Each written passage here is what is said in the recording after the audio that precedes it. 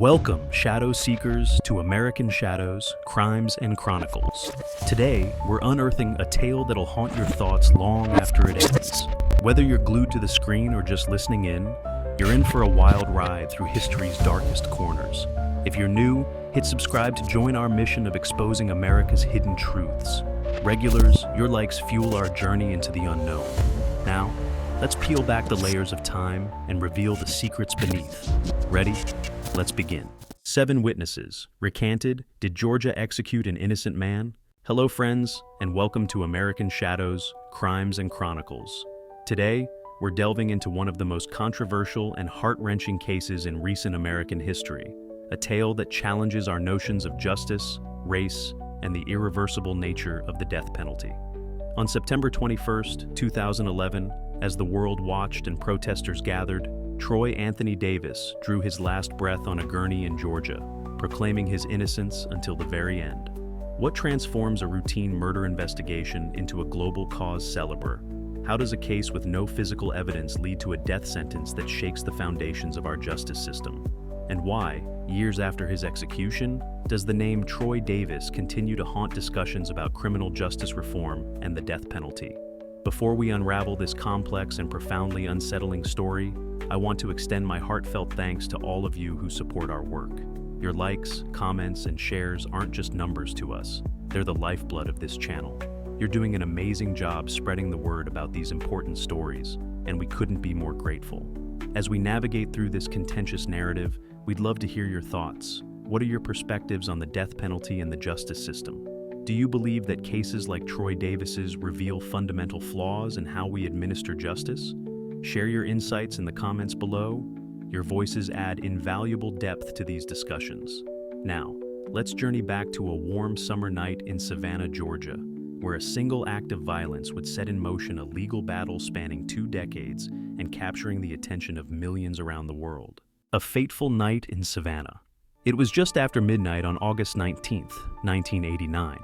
The air hung thick with summer heat as off-duty police officer Mark MacPhail, a 27-year-old former Army Ranger, worked a second job as a security guard at a Burger King. Suddenly, cries for help pierced the night. MacPhail rushed to assist Larry Young, a homeless man being assaulted in the parking lot. As MacPhail approached, gunshots rang out. The officer fell, struck twice, once in the face and once in the heart. He died instantly, leaving behind a young wife and 2 small children. In the chaotic aftermath, police sought answers. Witnesses pointed to Troy Davis, a 20-year-old African-American man, as the shooter. Despite the lack of physical evidence linking Davis to the crime, no murder weapon was ever found, and no DNA evidence tied him to the scene. He was arrested, tried, and convicted, based primarily on eyewitness testimony.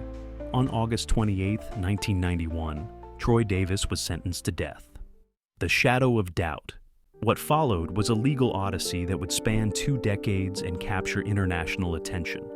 As the years passed, cracks began to appear in the case against Davis. Of the 9 witnesses who had testified against him at trial, 7 recanted or altered their testimonies, citing police pressure to implicate Davis.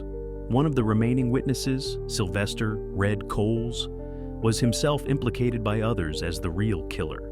These recantations cast a long shadow of doubt over the case. How reliable is eyewitness testimony, especially in high-pressure situations? What happens when the foundation of a conviction begins to crumble? The Davis case quickly became a lightning rod for debates about the flaws in our justice system, particularly when it comes to cases involving the death penalty. A global outcry. As doubts about Davis's guilt grew, so did the movement to save his life. His supporters, including Amnesty International, the NAACP, and high-profile figures like former President Jimmy Carter, Pope Benedict XVI, and Archbishop Desmond Tutu, argued that these recantations, coupled with the lack of physical evidence, raised significant doubts about Davis's guilt. They called for a new trial, clemency, or, at the very least, a thorough re-examination of the evidence. The case became a rallying point for opponents of the death penalty, who argued that Davis's situation highlighted the irreversible nature of capital punishment and the risk of executing an innocent person. It also reignited discussions about racial bias in the criminal justice system, as some argued that Davis, a black man convicted of killing a white police officer in the Deep South, had not received a fair trial. Protests erupted, not just in the US, but around the world. Thousands of people, ordinary citizens, activists, and even celebrities, called for a new trial or a halt to the execution. The case had transcended the fate of one man and become a symbol of the flaws in the American justice system. The final days. Despite mounting pressure and multiple appeals, the courts consistently ruled against Davis. His execution was scheduled and stayed 3 times before the fateful night of September 21, 2011. As the hour of execution approached, supporters held vigils across the country and around the world. The scene outside the Georgia Diagnostic and Classification Prison in Jackson was a mix of anguish, hope, and disbelief as hundreds gathered, praying for a last-minute reprieve. Inside the prison, Davis prepared for his final hours. He had maintained his innocence throughout his 22 years on death row, and he would continue to do so until his last breath. As the lethal injection was administered, Davis used his final words to proclaim his innocence one last time and to urge his supporters to continue the fight for justice. At 11:08 p.m., Troy Anthony Davis was pronounced dead. The aftermath and legacy. The execution of Troy Davis left a nation divided and a world questioning the meaning of justice. For some, justice had finally been served for Officer MacPhail and his family. For others, the state had potentially executed an innocent man, exposing deep flaws in the American justice system.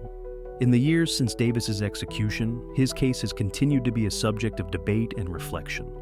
It has been cited in arguments for death penalty reform and abolition, and has prompted discussions about the reliability of eyewitness testimony and the need for safeguards against wrongful convictions. The Davis case forces us to confront uncomfortable questions about our justice system. How do we balance the need for justice with the imperative to protect the innocent? Can we ever be certain enough to justify an irreversible punishment like execution? And how do we address the persistent specter of racial bias in our courts? As we reflect on the execution of Troy Davis, we're reminded that the pursuit of justice is often complex and fraught with uncertainty.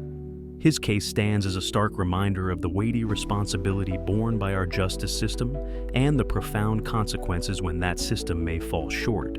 This is American Shadows, where we peer into the darker corners of our nation's past and present. Until next time, remember that history isn't just a collection of dates and names. It's a living force that shapes our world in ways both seen and unseen. The echoes of Troy Davis's final words continue to resonate today, reminding us of the ongoing struggle for justice and equality in America. As we navigate our own times, let's take a moment to consider the lessons from the Troy Davis case. It challenges us to examine our values, question our systems, and strive for a more just and equitable society. For in understanding our past, we gain insights that can help us navigate the complex landscape of our present and future. Stay curious, stay compassionate, and keep watching American Shadows. The stories we uncover here are not just tales of the past. They're mirrors reflecting the challenges we face today and the changes we must consider for tomorrow.